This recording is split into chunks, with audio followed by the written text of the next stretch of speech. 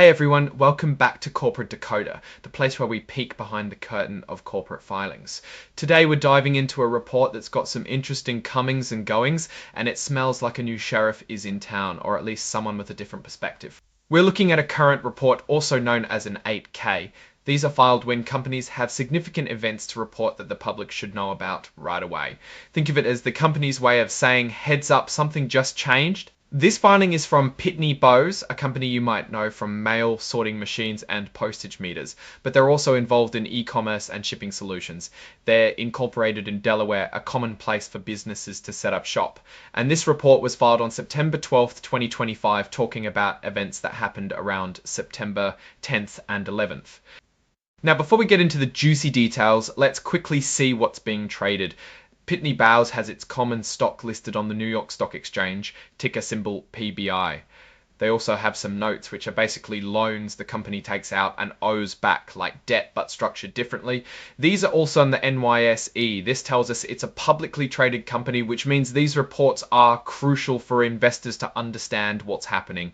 Alright, let's get to the heart of the matter. This section is all about changes in the company's leadership, specifically its board of directors and key officers. And boy, are there some shifts happening. First up, the board is getting a new member. Wayne Walker is joining the board of directors. He's set to officially start on September 15th. This is generally a good sign when a new director comes in, especially if they bring a lot of experience. He's not just a figurehead though, he's going to be part of the governance committee, which looks at how the company is run and make sure it's ethical and well managed, and the executive compensation committee, which, as the name suggests, deals with how much the top bosses get paid. This is a big deal, because these committees have a lot of influence on the company's direction and its people. On the flip side, Shemin Nurmohamed, who was in charge of their sending technology solutions, has left the company. This happened on September 11th, the same day Wayne Walker effectively joins. Losing a top executive can sometimes signal a shakeup or a change in strategy for that particular business unit. And here's where it gets a bit twisty. Todd Everett is going to take over from Shemin Nurmohamed.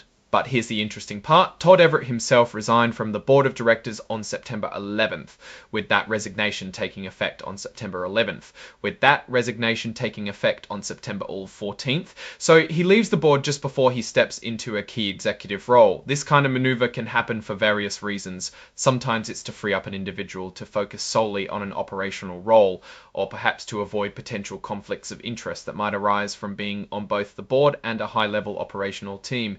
It suggests a strategic realignment for the Sending Technology Solutions division. Let's look at Wayne Walker's background. He's 66 years old and brings a wealth of experience, particularly in areas like corporate governance, which is all about how companies are controlled and directed, and turnaround management, which means helping struggling companies get back on their feet. He also has experience in restructuring and even bankruptcy, meaning he's seen companies through tough times and knows how to navigate complex financial and legal landscapes. For over 25 years, he's been the president of his own international business consulting firm, Walker Nell Partners. This shows he's an entrepreneur and has a long track record of running a business. His experience before that was at a giant like DuPont, where he spent 15 years in their securities and bankruptcy group. He was also in the corporate secretary's office, which is a very central role in a company's legal and administrative workings, and served as senior counsel. This is very serious, high-level legal and corporate experience. Looking at his more recent board memberships, he's been on the board of Outdoor Holding Company, which operates an online marketplace for firearms and outdoor gear since 2022. He's also currently a director for StableX Technologies, which is in the stablecoin industry that's related to digital currencies, and Pharmasite Biotech, a company in the medical field.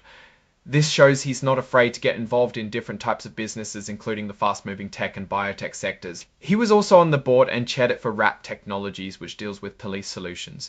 Being a chairperson means you're essentially the leader of the board, guiding its meetings and discussions. Interestingly, he also has experience in the non-profit sector, chairing the board of trustees for a philanthropic organization for 7 years.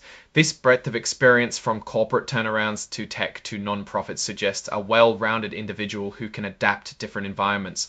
The filing also states that his appointment wasn't based on any special deals with anyone else on the board or among management, and there are no family connections. This is standard disclosure to ensure transparency and prevent any perceived favoritism or conflicts of interest. And finally, he's not involved in any major business deals with the company that need to be specifically pointed out.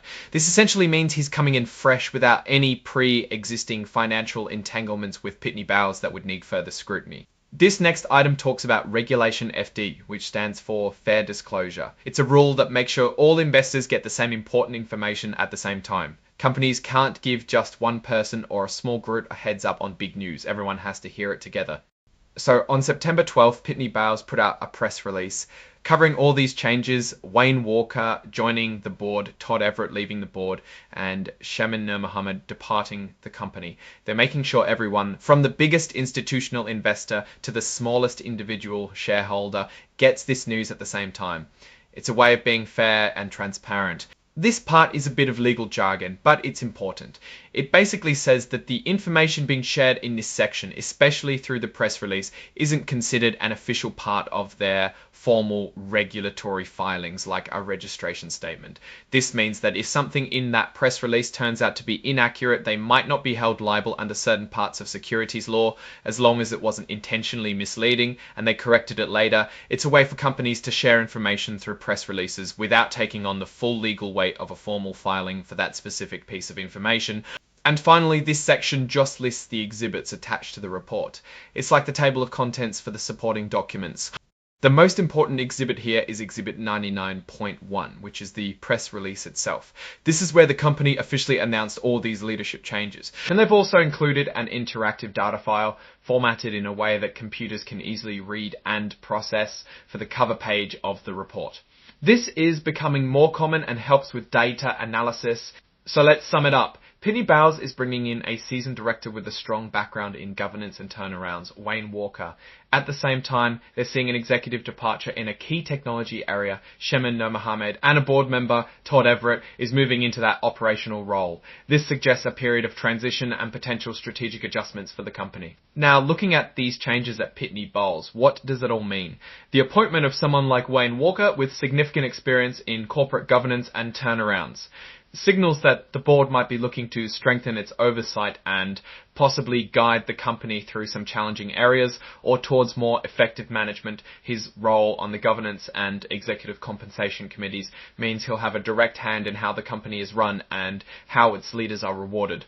The departure of Shemin Nurmohamed from Sending Technology Solutions and Todd Everett stepping into that role after leaving the board is a notable internal shift. It could indicate a pivot in strategy for that division or perhaps a need for a different leadership approach. The fact that Everett left the board to take on this operational role suggests a commitment to focusing on the business unit itself, rather than dividing his attention between the board's oversight and executive management. This move is often made to bring in fresh energy or a specific skill set to a division that might be underperforming or is poised for significant growth.